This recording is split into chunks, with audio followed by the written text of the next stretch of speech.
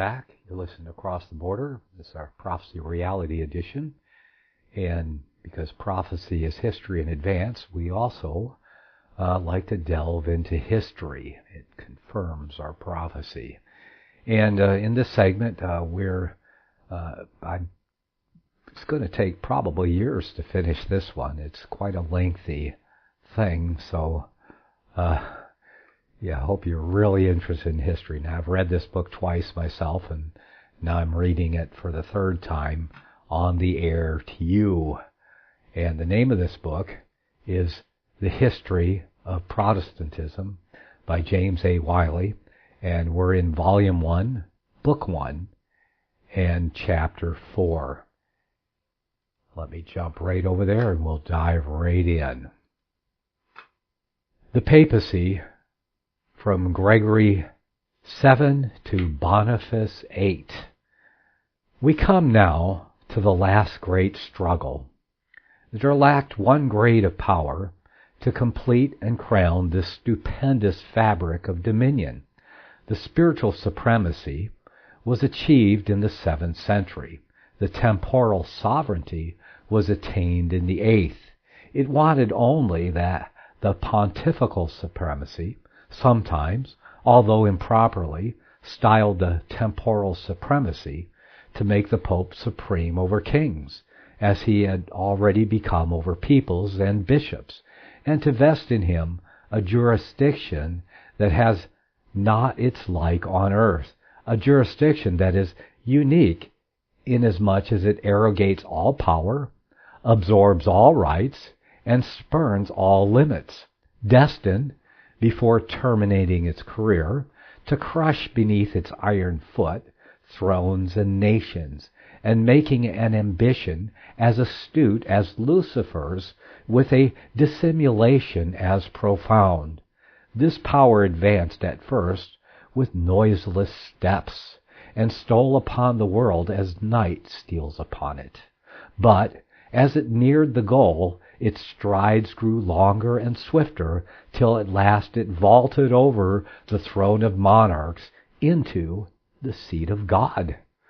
This great war we shall now proceed to consider, when the popes, at an early stage, claimed to be the vicars of Christ. They virtually challenged that boundless jurisdiction of which their proudest era beheld them in actual possession. But they knew that it would be imprudent, indeed impossible, as yet to assert it in actual fact. Their motto was spes messes in semine, discerning the harvest in the seed. They were content meanwhile to lodge the principle of supremacy in their creed, and in the general mind of Europe, knowing that future ages would fructify and ripen it. Towards this they began to work quietly, yet skillfully and perseveringly. At length came overt and open measures. Now, the year 1073, the papal chair was filled by perhaps the greatest of all popes, Gregory VII, the noted Hildebrand, daring and ambitious beyond all who had preceded,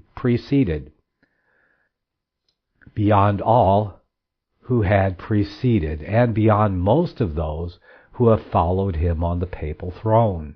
Gregory fully grasped the idea of theocracy.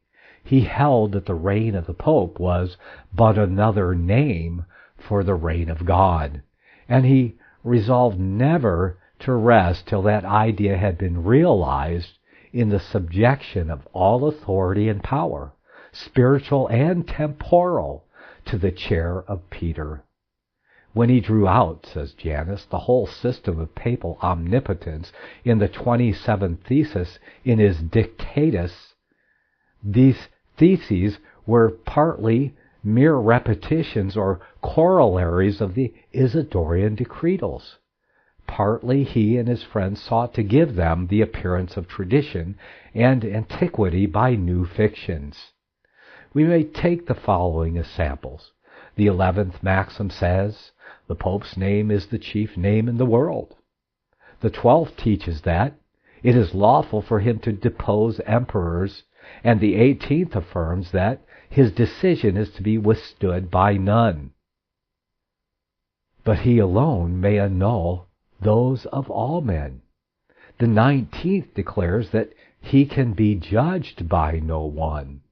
The 25th vests in him the absolute power of deposing and restoring bishops.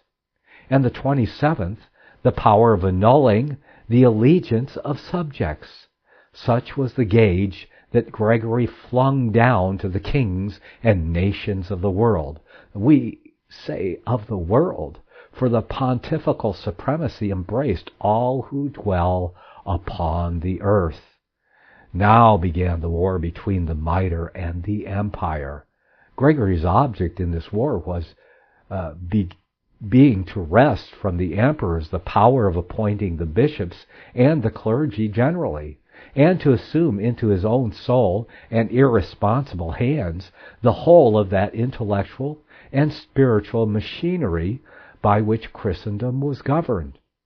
The strife was a bloody one. The mitre, though sustaining occasional reverses, continued nevertheless to gain steadily upon the empire. The spirit of the times helped the priesthood in their struggle with the civil power. The age was superstitious to the core, and though in no wise spiritual, it was very thoroughly ecclesiastical.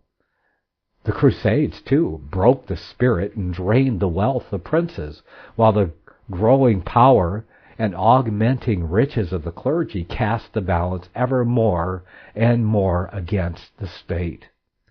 For a brief space, Gregory VII tasted in his own case, the luxury of wielding this more than mortal power. There came a gleam through the awful darkness of the tempest he had raised, not final victory, which was yet a century distant, but its presage. He had the satisfaction of seeing the emperor, Henry IV of Germany, whom he had smitten with excommunication, barefooted and in raiment of sackcloth, waiting 3 days and nights at the castle gates of Canossa amid the winter drifts, suing for forgiveness. But it was for a moment only that Hildebrand stood on this dazzling pinnacle. The fortune of war very quickly turned. Henry, the man whom the Pope had so sorely humiliated, became victor in his turn. Gregory died, an exile, on the promontory of Salerno, but his successors espoused his project, and strove by the wiles, by arms, and by anathemas to reduce the world under the scepter of the papal theocracy. For nearly 2 dismal centuries the conflict was maintained. How truly melancholy the record of these times! It exhibits to our sorrowing gaze many a stricken field, many an empty throne, many a city sacked, many a spot deluged with blood. But through all this confusion and misery, the idea of Gregory was perseveringly pursued, till at last it was realized, and the mitre was beheld triumphant over the empire. It was the fortune, or the calamity, of Innocent III, 1198 to 1216, to celebrate this great victory. Now it was the pontifical supremacy reached its fullest development. One man, one will again govern the world. It is with a sort of stupefied awe that we look back to the 13th century and see in the foreground of the receding storm this colossus uprearing itself in the person of Innocent III. On its head all the mitres of the church, and in its hand all the sceptres of the state. In each of the 3 leading objects which Rome has pursued, says Hallam, independent sovereignty, supremacy over the Christian church, control over the princes of the earth, it was the fortune of this pontiff to conquer. Rome, he says again, inspired during this age all the terror of her ancient name. She was once more mistress of the world, and kings were her vassals. She had fought a great fight, and now she celebrated an unequaled triumph. Innocent appointed all bishops. He summoned to his tribunal all causes, from the gravest affairs of mighty kingdoms to the private concerns of the humble citizen. He claimed all kingdoms as his fiefs, all monarchs as his vassals, and launched with unsparing hand the bolts of excommunication against all who withstood his pontifical will. Hildebrand's idea was now fully realized. The pontifical supremacy was beheld in its plenitude of spiritual power, and that of temporal power. It was the noon of the papacy, but the noon of the papacy was the midnight of the world. The grandeur which the papacy now enjoyed, and the jurisdiction it wielded, have received dogmatic expression, and one or two selections will enable it to paint itself as it was seen in its noon. Pope Innocent III affirmed that the pontifical authority so much exceeded the royal power as the sun doth the moon. Nor could he find words fitly to describe his own formidable functions, save those of Jehovah or Yahuwah to his prophet Jeremiah. See, I have set thee over the nations and over the kingdoms to root out and to pull down, and to destroy and to throw down. The church, my spouse, we find the same Pope saying, is not married to me without bringing me something. She hath given me a dowry of a price beyond all priced, the plenitude of spiritual things, and the extent of things temporal, the greatness and abundance of both. She had given me the mitre in token of spiritual things, the crown in token of the temporal, the mitre for the priesthood, and the crown for the kingdom, making me the lieutenant of him who hath written upon his vesture, and on his thigh, the King of kings and the Lord of lords. I enjoy alone the plenitude of power, that others may say of me, next to God, and out of his fullness have we received. We declare, says Boniface III, 1294 to 1303, in his bull Unum Sanctum, define, pronounce it to be necessary to salvation for every human creature to be subject to the Roman pontiff. This subjection is declared in the bull to extend to all affairs. One sword, says the Pope, must be under another, and the temporal authority must be subject to the spiritual authority. Whence, if the earthly power go astray, it must be judged by the spiritual. Such are a few of the great words which were heard to issue from the Vatican Mount. That new Sinai, which, like the old, encompassed by fiery terrors, has upreared itself in the midst of the astonished and affrighted nations of Christendom. What a contrast between the first and the last estate of the pastors of the Roman Church, between the humility and poverty of the first century and the splendor and power in which the 13th saw them enthroned. This contrast has not escaped the notice of the greatest Italian poets. Dante, in one of his lightning flashes, has brought it before us. He describes the first pastors of the church as coming, barefoot and lean, eating their bread as chanced at the first table, and addressing Peter, he says, "E'en thou wentst forth in poverty and hunger, to set the goodly plant that, from the vine, it once was, now is grown unsightly bramble." Petrarch dwells repeatedly and with more amplification on the same theme. We quote only the first and last stanzas of his sonnet on the Church of Rome. The fire of wrathful heaven alight, and all thy harlot tresses smite. Base city, thou from humble fare, thy acorns and thy water rose, to greatness rich with others' woes, rejoicing in the ruin thou didst bear. In former days thou wast not laid on down nor under cooling shade. Thou naked to the winds wast given, and through the sharp and thorny road thy feet without the sandals trod. But now thy life is such it smells to heaven. There's something here out of the ordinary course. We have no desire to detract from the worldly wisdom of the popes. They were, in that respect, the ablest race of rulers the world ever saw. Their enterprise soared as high above the vastest scheme of other potentates and conquerors, as their ostensible means of achieving it fell below theirs. To build such a fabric of dominion upon the gospel, every line of which repudiates and condemns it, to impose it on the world without an army and without a fleet, to bow the necks of ignorant peoples only, but to bow the necks not of ignorant peoples only, but of mighty potentates to it, nay, to persuade the latter to assist in establishing a power which they could hardly but foresee would crush themselves.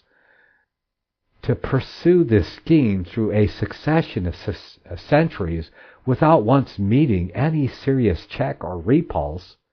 For the 130 popes between Boniface III and 606, who in partnership with Phocas laid the foundations of the papal grandeur, and Gregory VII, who first realized it, onward through another 2 centuries to Innocent III in 1216, and Boniface III in 1303, who at last put the top stone upon it, not one lost an inch of ground which his predecessor had gained. To do all this, we repeat, something out of the ordinary course. There is nothing like it again in the whole history of the world. This success, continued through 7 centuries, was audaciously interpreted into a proof of the divinity of the papacy. Behold, it has been said, when the throne of Caesar was overturned, how the chair of Peter stood erect. Behold, when the barbarous nations rushed like a torrent into Italy, overwhelming laws, extinguishing knowledge, and dissolving society itself, how the ark of the church rode in safety on the flood. Behold, when the victorious hosts of the Saracen approached the gates of Italy, how they were turned back. Behold, when the mitre waged its great conquest with the empire, how it triumphed. Behold, when the Reformation broke out and it seemed as if the kingdom of the Pope was numbered and finished, how 3 centuries have been added to its sway. Behold, in fine, when revolution broke out in France and swept like a whirlwind over Europe, bearing down thrones and dynasties, how the bark of Peter outlived the storm and rode triumphant above the waves that engulfed apparently stronger structures. Is not this the church of which Christ said, the gates of hell shall not prevail against it? And we're going to go into a break here in a few minutes to finish this. We certainly can't leave it there. We're on Chapter 4 of Volume 1, Book 1 of the History of Protestantism by James A. Wiley. I hope you're at least entertained by the history, and that you'll continue with me as we continue on with this in the next hour. You're listening to Cross the Border, our prophecy reality, and should we say history reality edition. Go to my website, crosstheborder.org. Make sure you subscribe to my blog there so you can keep up with what's going on and take advantage of all the resources there. And if the Almighty compels you, you could support FirstAmendmentRadio.com. We would appreciate it very much. Perhaps I could take a pay raise to $4 an hour. I'm not keeping track anyway. That's the way it feels sometimes, but probably pretty close to reality too. Okay, where's that break? Coming any second now. Okay, we'll be back in a few minutes. Don't go anywhere.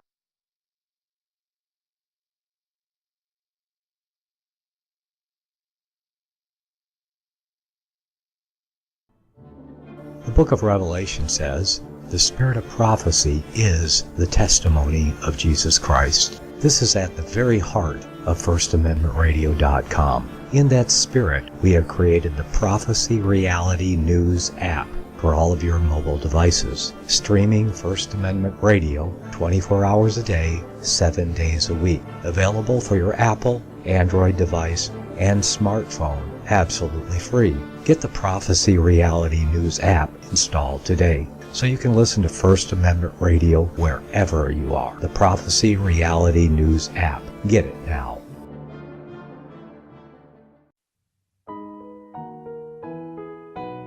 The program you are listening to is 100% sponsored by you, the listener, on this First Amendment Rights Media channel. You will notice that there are few commercials on this radio network. There's a good reason for that. Corporate advertising dollars come with strings that limit program content. So without your help, these programs cannot continue on satellite, internet, or our several affiliates. If you benefit by the educational law programs, we ask you to give. If you are admonished or nurtured by the Bible and ministry programs, we ask you to give. If some voice a cause that you are passionate about, we ask you to give. If you believe in any of these, we ask you to support them as you would a missionary on a continual basis, as if giving a tithe for missionary radio. These programs are not commercially viable and must be supported by those faithful to the cause of truth. Look for the button to sponsor your favorite programs at our listen and schedule pages on the internet. We will also give you unlimited archive access to all of our programs. We're asking you to give much less than a tithe so that you may also send support directly to a particular program host, cause, and anywhere else the Spirit may lead you. Do all to the glory of our God and Creator, for His holy nation, the only kingdom that will last forever. Thank you for listening.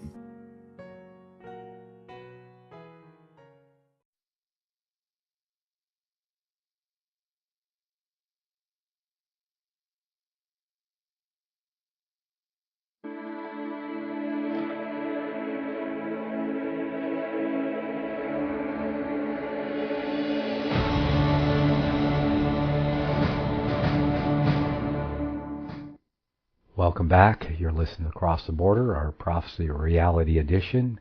And in this segment, we're covering a little history reality because, well, it has happened. We have a record of what has happened in history and the reality of the situation. Well, we left off in chapter 4 and the boast of Cardinal Baronius saying certainly the papacy, the Vatican, the Church of Rome has stamped upon it the authority of God because it has conquered the world. Pretty much that's what he's saying. And he ends up his little boast here with the gates of hell shall not prevail against it. He said, is not this the church of which Christ said, the gates of hell shall not prevail against it? No, it's not. I would say that this is everything he's boasting of is evidence that this is that predicted antichrist world-dominating power that would rule overtly for 1,260 years in over that beast power of the earth in the old Roman Empire for 1,200 years. And we have history to back us up that it actually did happen, and we're reading about that history at this very moment. So let's pick back up here and continue right where we left off. What else do the words of Cardinal Baronius mean? Boasting of a supposed donation of the Kingdom of Hungary to the Roman See by Stephen. He says, it fell out by a wonderful providence of God that at the very time when the Roman Church might appear ready to fall and perish, even then distant kings approach the Apostolic See, which they acknowledge and venerate as the only temple of the universe, the sanctuary of piety, the pillar of truth, the immovable rock. Of course, now this is one of their own, patting themselves on the back and building themselves up before the world, calling themselves all these wonderful things, the pillar of truth, the immovable rock, taking to themselves names that will only apply to Jesus Christ. They usurp his authority. That's why they're Antichrist. They put themselves in his place. Behold, kings, not from the east. Who's the King of Kings? Is it the papacy? According to Baronius, it is, yes. Not from the east, as of old they came to the cradle of Christ, but from the north. Led by faith, they humbly approach the cottage of the fisher, the Church of Rome herself, offering not only gifts out of their treasures, but bringing even kingdoms to her, and asking kingdoms from her. Whoso is wise, and I will record these things, even he shall understand the loving kindness of the Lord. Thank you for that, Cardinal Baronius. And Peter had nothing to do with the Church of Rome. I know who established the Church of Rome because it's written in the New Testament. It was Paul. Paul, the Apostle Paul, who established it. There was no first bishop of the church at Rome was not Peter. It's doubtful that Peter ever went to Rome, let alone all of the things that they've written about him since. It's unlikely that Peter was crucified upside down in Rome. That's just a story that they made to embellish his appearance at Rome to be the first bishop there. That what was Paul? If he wasn't the first bishop, the first apostle of the Church of Rome. Peter never resided and governed over and put himself in a hierarchy over the church at Rome.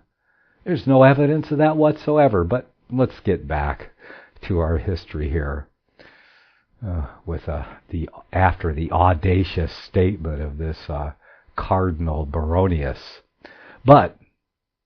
And you can see all of this is footnoted, so you can check all this out from historical documents for yourself.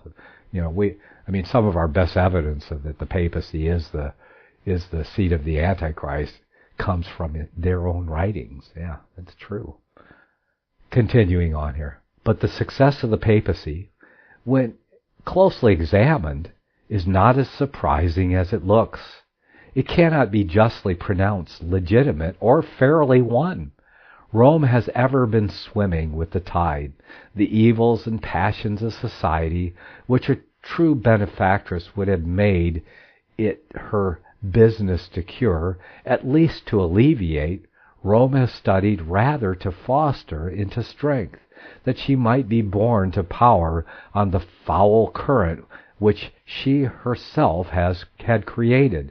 Amid battles, bloodshed, and confusion has her path lain. The edicts of subservient councils, the forgeries of hireling priests, the arms of craven monarchs, and the thunderbolts of excommunication have never been wanting to open her path. Exploits won by weapons of this sort are what her historians delight to chronicle.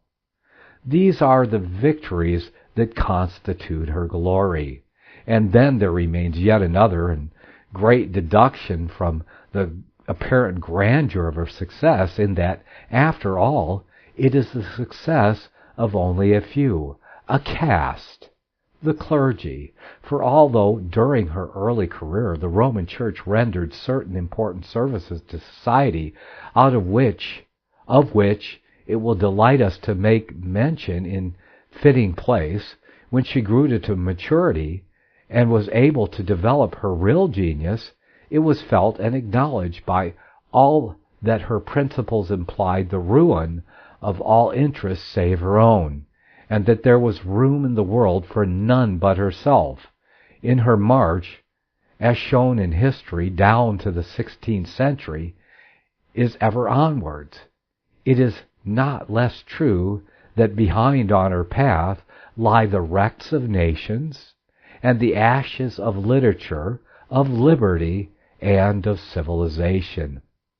Nor can we help observing that the career of Rome, with all the fictitious brilliance that encompasses it, is utterly eclipsed when placed beside the silent and sublime progress of the gospel. The latter we see winning its way over mighty obstacles solely by the force and sweetness of its own truth. It touches the deep wounds of society only to heal them. It speaks not to awaken, but to hush the rough voice of strife and war. It enlightens, purifies, and blesses men wherever it comes. And it does all this so gently and without boasting. Reviled, it reviles not again. For curses it returns blessings. It unsheathes no sword. It spills no blood. Casts into chains, its victories are as many as when free, and more glorious. Dragged to the stake and burned, from the ashes of the martyr there start up 1,000 confessors. And sped on its career, and well the glory of its triumph. Compared with this, how different has been the career of Rome. As different, in fact, as the thunder cloud which comes onward, mantling the skies in gloom and scathing the earth with fiery bolts, is different from the morning descending from the mountain tops, scattering around it the silvery light, and awakening at its presence songs of joy. Chapter 5. Medieval Protestant Witnesses. The apostasy was not universal. At no time did God leave his ancient gospel without witnesses. When one body of confessors yielded to the darkness, or was cut off by violence, there arose in some other land, so that there was no age in which, in some country or other of Christendom, public testimony was not borne against the errors of Rome, and in behalf of the gospel which she sought to destroy. The country in which we find the earliest of these protesters is Italy. The See of Rome in those days embraced only the capital and the surrounding provinces. The Diocese of Milan, which included the plain of Lombardy, the Alps of Piedmont, and the southern provinces of France, greatly exceeded it in extent. It is an undoubted historical fact that this powerful diocese was not then tributary to the papal chair. The bishops of Milan, says Pope Pelagius I, 555, do not come to Rome for ordination. He further informs us that this was an ancient custom of theirs. Pope Pelagius, however, attempted to subvert this ancient custom, but his efforts resulted only in a wider estrangement between the two dioceses of Milan and Rome. For when Platina speaks of the subjection of Milan to the Pope under Stephen IX in the middle of the 11th century, he admits that for 200 years together the Church of Milan had been separated from the Church of Rome. Even then, though on the very eve of the Hildebrand era, the destruction of the independence of the diocese was not accomplished without a protest on the part of its clergy, and the tumult on the part of the people. The former affirmed that the Ambrosian Church was not subject to the laws of Rome, that it had been always free, and could not, with honor, surrender its liberties. The latter broke out into clamor and threatened violence to Demanus, the deputy sent to receive their submission. The people grew into higher ferment, says Baronius. The bells were rung, the episcopal palace beset, and the legate threatened with death. Traces of its early independence remain to this day in the rito or culto Ambrogiano, still in use throughout the whole of the ancient archbishopric of Milan. The consequence of this ecclesiastical independence of northern Italy was that the corruptions with which Rome was the source were late in being introduced into Milan and its diocese. The evangelical light shone there some centuries after the darkness had gathered in the southern part of the peninsula. Ambrose, who died A.D. 397, was Bishop of Milan for 23 years. His theology, and that of the diocese, was in no essential respects different from that which Protestants hold at this day. The Bible alone was his rule of faith. Christ alone was the foundation of the church. The justification of the sinner and the remission of sins were not of human merit, but by the expiatory sacrifice of the cross. There were but two sacraments, baptism and the Lord's Supper, and in the latter Christ was held to be present only figuratively. Such is a summary of the faith professed and taught by the chief bishop of the north of Italy in the end of the 4th century. Rufinus of Aquileia, first metropolitan in the Diocese of Milan, taught substantially the same doctrine in the 5th century. His treatise on the Creed no more agrees with the Catechism of the Council of Trent than does the Catechism of Protestants. His successors at Aquileia, so far as can be gathered from the writings which they have left behind them, shared the sentiments of Rufinus. To come to the 6th century, we find Laurentius, Bishop of Milan, holding that the penitence of the heart, without the absolution of a priest, suffices for pardon. And in the end of the same century, A.D. 590, we find the bishops of Italy and the Grisons, to the number of 9, rejecting the communion of the Pope as a heretic. So little, then, was the infallibility believed in, or the Roman supremacy acknowledged.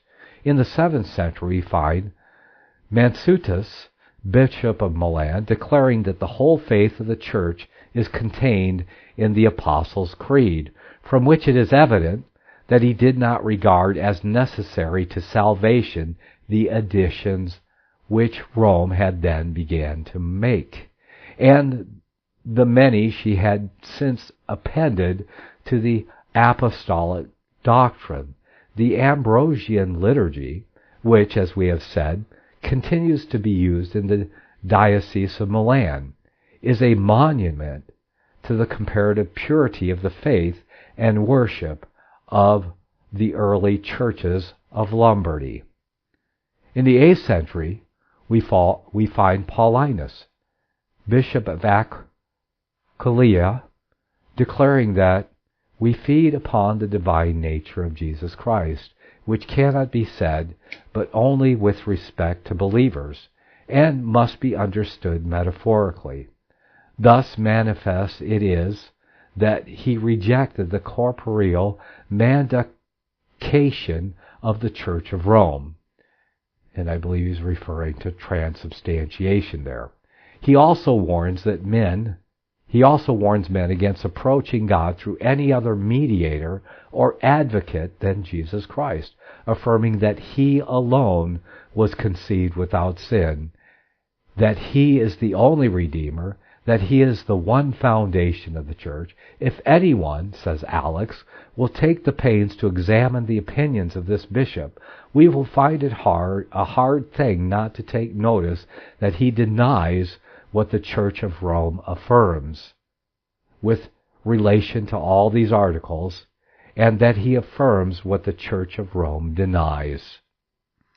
It must be acknowledged that these men, despite their great talents and their ardent piety, had not entirely escaped the degeneracy of their age.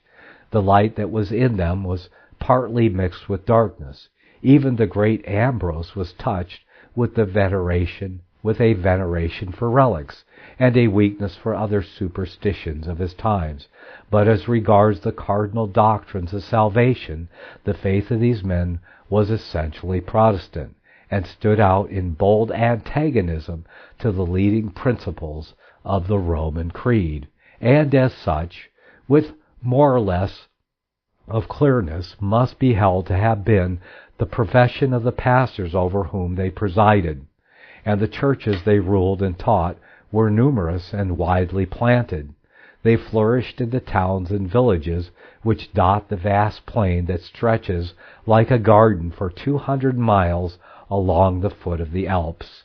They existed in those romantic and fertile valleys over which the great mountains hang their pine forests and snows, and passing the summit they extended into the southern provinces of France, and even as far to the Rhone, on the banks of which Polycarp, the disciple of John, in early times had planted the gospel, to be watered in succeeding centuries by the blood of thousands of martyrs. Darkness gives relief to the light, and error necessitates a fuller development and a clearer definition of truth. On this principle, the 9th century produced the most remarkable, perhaps, of all those great champions who strove to limit the growing superstition and to preserve pure and undefiled the faith which the apostles had preached. The mantle of Ambrose descended on Claudius, Archbishop of Turin. This man beheld with dismay the stealthy approaches of a power which, putting out the eyes of men, bowed their necks to its yoke and bent their knees to idols. He grasped the sword of the Spirit, which is the Word of God, and the battle which he so courageously waged, delayed, though it could not prevent, the fall of his church's independence, and for 2 centuries longer the light continued to shine at the foot of the Alps. Claudius was an earnest and indefatigable student of Holy Scripture. That book carried him back to the first age and set him down at the feet of the apostles, at the feet of one greater than apostles. And while darkness was descending on the earth, around Claude still shone the day. The truth, drawn from its primeval fountains, he proclaimed throughout his diocese, which included the valley of the Waldenses. Where his voice could not reach, he labored to convey instruction by his pen. He wrote commentaries on the Gospels. He published expositions of almost all the epistles of Paul and several books of the Old Testament, and thus he furnished his contemporaries with the means of judging how far it became them to submit to a jurisdiction so manifestly usurped as that of Rome, or to embrace tenets so undeniably novel as those which he was now foisting upon the world. The sum of what Claude maintained was that there was but one sovereign in the church, and he is not on earth, that Peter had no superiority over the other apostles, save in this, that he was the first who preached the gospel to both Jews and Gentiles, that human merit is of no avail for salvation, and that faith alone saves us. On this cardinal point he insists with a clearness and breadth which remind one of Luther. The authority of tradition he repudiates. Prayers for the dead he condemns. and also the notion that the church cannot err. As regards relics, instead of holiness, he can find in them nothing but rottenness, and advises that they be instantly returned to the grave from which they ought never to have been taken. And we're going to have to stop here and pick up next time. You've been listening to Cross the Border, a Prophecy Reality Edition. We've been going through the History of Protestantism, Volume 1, Book 1, and Chapter 5. We'll pick up here next time. May the Almighty bless you and keep you as you walk the narrow way that leads to life. Till we meet again.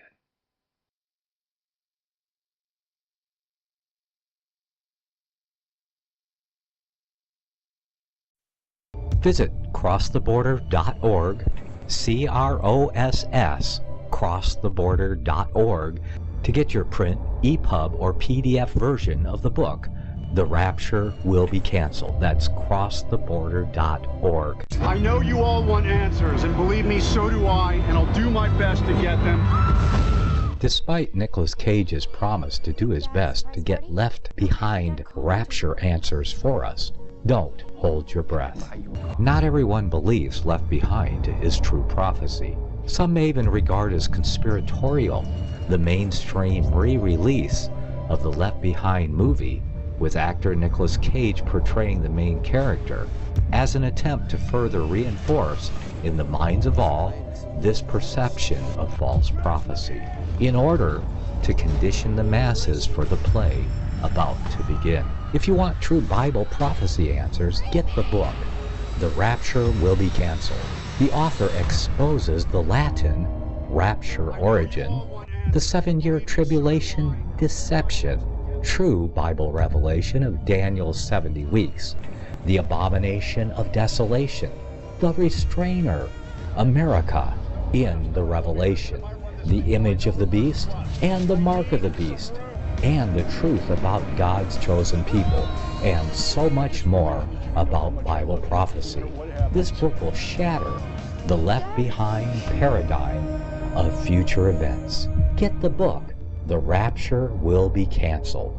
Visit crosstheborder.org, CROSS, crosstheborder.org, to get your print, EPUB, or PDF version of the book, The Rapture Will Be Canceled. That's crosstheborder.org.